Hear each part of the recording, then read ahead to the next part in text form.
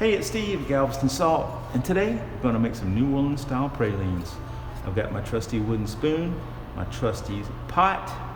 Always use the same ones if you can. You'll get perfect measurements with one of these, and this will give you consistent heat every time you make it. So I'm starting off with 1 cup of white granulated sugar, plain old sugar, and 1 cup of light brown sugar. I've got 4 ounces of evaporated milk, like almost one of those little cans. About a tablespoon or so of vanilla extract. This is my homemade version. You can learn how to make that. I'll put a link in the description. And then I've got 2 tablespoons of butter, or about a 1/4 stick, and about a cup of whole pralines. I'm gonna put a little salt on the top after we're finished. And oh, I forgot my parchment paper. The trick is to be ready, have everything ready. So I need my parchment paper. And see the liquid, see the sugar starting to melt. So I'm going to add my evaporated milk, and it's smelling so good. And we're going to stir these together.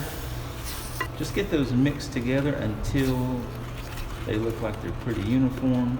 A couple of tricks to pralines. Number 1 is have all your ingredients in your paper ready to go. Because once this starts, at the end I'll show you, but once we get toward the end, this is going to start solidifying, and you don't want to wait too long, or else you'll have a big concrete mass of sugar in your pot. And I'm going to let this sit until it reaches 235 degrees to 240. I'm going to watch this, and I'm just looking for a lava boil, and I'm looking for a trail behind the spoon, a pretty long, clean trail behind the spoon. And you hear that? I don't want anything sticking to the pot. So the hotter this gets, it will melt off the bottom of the pot, and there won't be any sticking.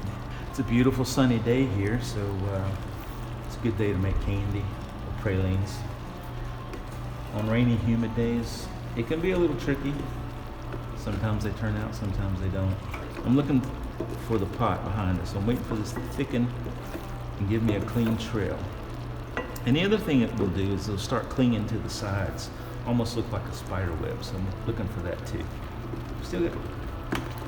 Still got some sticking, so I'm not quite there yet. I'm almost there. See how you can see this trail? I want one a little bit more.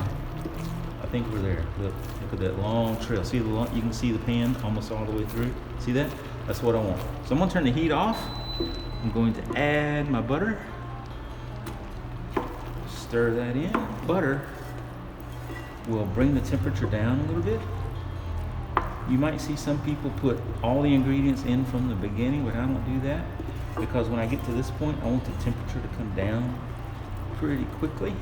So I've got the butter. Now I'm adding my pecans. I'll get those stirred around. And the last thing I put in is the vanilla extract, because with all that alcohol in there, if I did it when the candy was super hot, it would just evaporate so fast that you might lose some of that flavor, and I don't want to do that. All right. So now I am just going to keep stirring this and bring that temperature down until the temperature gets down to where I can pour these out. So I'm going to move this out of the way, put my parchment paper down. Good. Now you can okay, you see how shiny that is? There's a way you can tell when it's almost ready to pour out, is it starts getting a little sticky around the sides. You hear that? All right, so we're almost ready.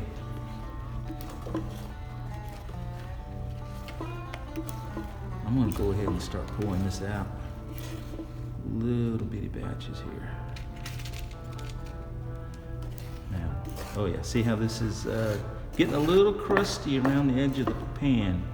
So it's definitely ready to pour out. And at this point, you gotta act quick. That's why you need to have everything ready to go. You gotta have your parchment paper out. You gotta have the right spoon. I use the same spoon through the whole process when making these. Oh, see how this is starting to crust up here?